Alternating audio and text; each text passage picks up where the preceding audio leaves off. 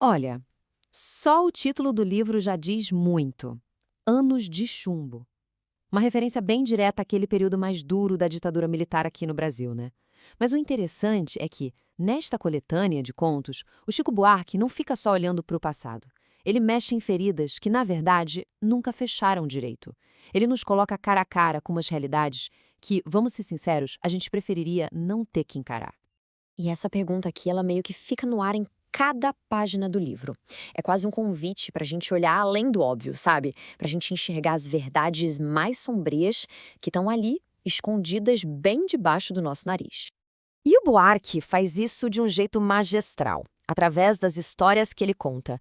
É como se ele puxasse uma cortina do nosso dia a dia, e o que ele revela não é um mundo de fantasia, não. É um reflexo meio torto, bem perturbador, da nossa própria realidade. Essa frase que vem do conto Copacabana já dá o tom da coisa toda. É um mergulho para dentro, muitas vezes em águas bem turvas, bem profundas, onde o passado e a memória podem ser, bem, traiçoeiros. E uma das coisas mais geniais do Buarque é justamente essa habilidade de criar cenários que a gente reconhece de cara, mas que tem sempre uma estranheza ali escondida. É o Brasil que a gente conhece, sim, mas visto por um ângulo que deixa a gente um pouco desconfortável. E essa dualidade fica muito clara no conto Copacabana. Pensa bem, de um lado você tem todo aquele glamour da Avenida Atlântica, encontros que parecem sonhos, e do outro você tem as ruas de trás, escuras, onde parece que toda a luz foi sugada. Esse lado B, onde a decadência é quase palpável, é a fachada brilhante que mal consegue esconder o que está por trás. Ok, a gente já viu os cenários, agora vamos mergulhar na mente dos personagens. Porque o Buarque nos mostra como, sob pressão, a nossa ideia de realidade pode começar a se quebrar de um jeito bem assustador. Essa é a grande questão do conto O Passaporte. Imagina, para um artista, a perda de um simples documento acaba virando uma crise psicológica gigantesca. Isso mostra o quão frágil a nossa identidade pode ser. E a gente acompanha a queda livre desse protagonista. Ele vai de grande artista a uma pessoa completamente paranoica, que enfia o braço até o cotovelo numa lixeira. A humilhação transforma ele, e no fim, ele acaba se vingando destruindo o passaporte de outro passageiro. Ele se torna exatamente aquilo que ele mais odiava. E essa tortura psicológica não para por aí. Ela aparece de outras formas, como no conto do jovem poeta e da Clarice Lispector, onde o que pega mesmo é a obsessão.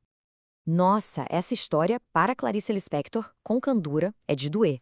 É um retrato muito doloroso de como uma ambição artística pode azedar e virar uma obsessão para a vida inteira.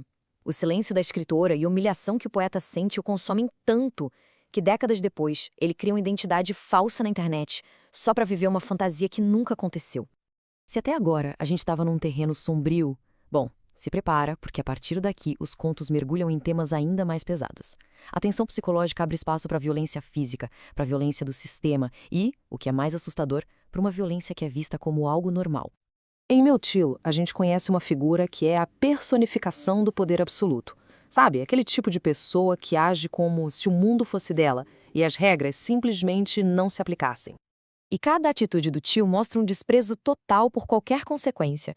Ele bate nas gaiolas de um vendedor de passarinhos e simplesmente acelera o carro, ele suborna as pessoas com notas de R$ 100 como se não fosse nada. E, de um jeito que gela a gente, ele leva a própria sobrinha para um motel. O ponto aqui é a naturalidade com que tudo isso acontece. E aí vem essa frase, dita pela mãe da narradora, que é simplesmente devastadora. Ela revela que a família não só sabe do abuso, como discute isso de forma casual, preocupada com a logística de um incesto e não com a violência em si. É a normalização total do horror. Mas a violência no livro não é só de uma pessoa contra a outra, não. Em contos como Os Primos de Campos, o Buarque mostra como ela está enraizada nas estruturas da sociedade e nos segredos de família, principalmente quando o assunto é raça. Aqui a gente descobre o grande segredo da família. A mãe dos primos, que é uma mulher negra, foi completamente apagada da história familiar. Os primos não são só primos, são meio-irmãos do narrador, e a afrodescendência deles é um tabu. E esse apagamento todo está diretamente ligado à violência e ao preconceito que eles sofrem, que acaba culminando na morte trágica do primo mais novo. Tá, então, juntando todas essas peças, o que a gente tira disso tudo? O Buarque constrói uma teia bem complexa de temas que continuam ecoando na nossa cabeça muito tempo depois de a gente fechar o livro. Basicamente, esses são os grandes temas que amarram a obra. A identidade que pode se quebrar a qualquer momento, o poder que corrompe, a violência que vira coisa do dia a dia, os segredos que envenenam gerações e as memórias que não vão embora, que continuam assombrando. Tudo isso está conectado.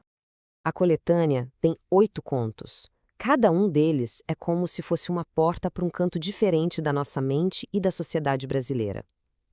Juntos, eles não formam um retrato histórico dos anos de chumbo, mas sim um retrato do eco, da sombra que essa violência deixou e que dura até hoje. E, no fim das contas, o ponto fundamental é esse.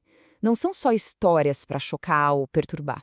São críticas sociais muito afiadas, que usam o absurdo e o desconforto para mostrar verdades que, de outro jeito, a gente poderia simplesmente ignorar. E para fechar, fica essa provocação, né? A ficção do Buarque funciona quase como uma lente de aumento para as rachaduras da nossa própria realidade. A pergunta que fica não é sobre o que acontece nos contos, mas sim o que esses contos revelam sobre nós mesmos.